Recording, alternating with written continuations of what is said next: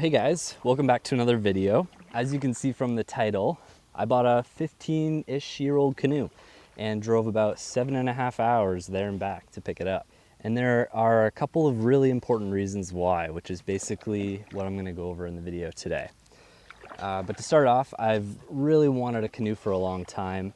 I kind of went down a bit of a rabbit hole the last year and a half, just studying canoes, doing lots of research into material types, hull shapes, lengths, all that good stuff. And yeah, it boils down really to three things, which I'm gonna describe in this video for you. So first off, I needed the canoe to be versatile. So when I say versatile, I mean a canoe that could be paddled both tandem as well as solo. I also wanted something that has a symmetrical hull so that when I turn the canoe around and paddle it backwards when I'm by myself, it would perform similarly to when it was facing the right direction with two paddlers. Check on both of those so far. The other consideration I had was I like to do a lot of kayaking, and I have my kayaks for when I'm on big open bodies of water like lakes and things like that. So I wasn't really concerned on a fast, straight canoe for big open bodies of water. I was mainly concerned with how it performed on rivers. So I was looking for something that had really good stability and relatively wide. I'd also like to get more into rapids and things like that, and having something stable to learn on, I thought would be great. Second, material. So most of what's on the market today is either rotomolded plastic canoes, which are super durable but very, very heavy. And the other option that you see on the market is composite hulls. So that would be your fiberglass and Kevlar boats and things like that, which are awesome. They're really lightweight, but they're a bit more fragile and very expensive.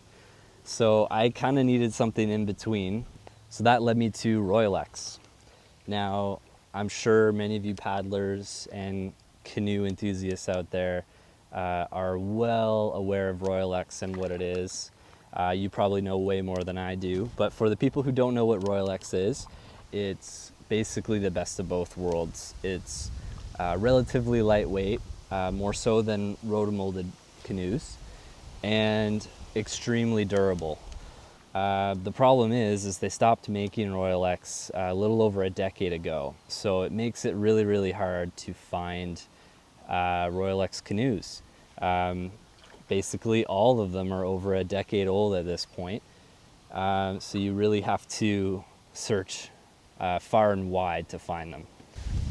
And the final reason I chose this canoe is I didn't want to be afraid to use it.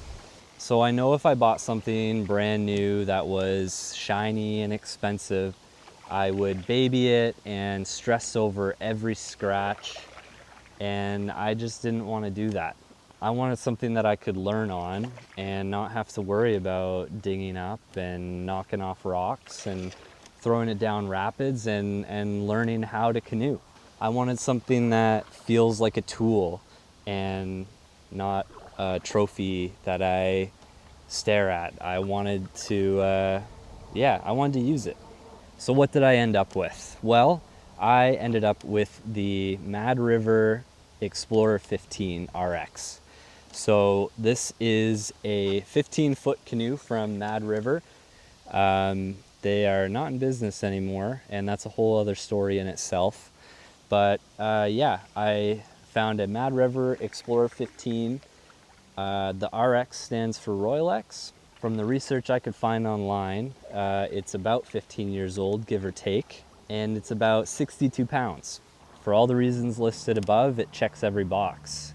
It's stable, it's responsive, it's light enough that I can move it around myself.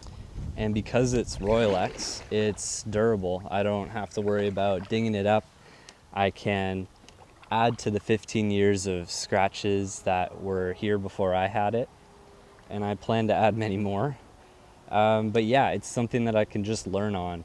I've already added skid plates to the bow and stern, which was a learning experience in itself. But that's what I want to do with this thing. I want to learn about canoeing. I want to learn about running rapids. I want to go canoe camping, all that fun stuff. But yeah, I'm really excited. Like I said, I've wanted a canoe forever, and I love all the history and the expertise that comes with canoes and paddling, and I'm excited to kind of dive more into that world. So yeah, thanks for watching, guys. I hope you enjoyed this video. It's definitely a little bit different for me, but if you want to follow along, make sure you're subscribed. If you like the video, please leave a like below. And yeah, if you have any comments on the canoe I bought or tips and tricks, feel free to let me know in the comments below. And yeah, thanks again for watching. See you in the next one.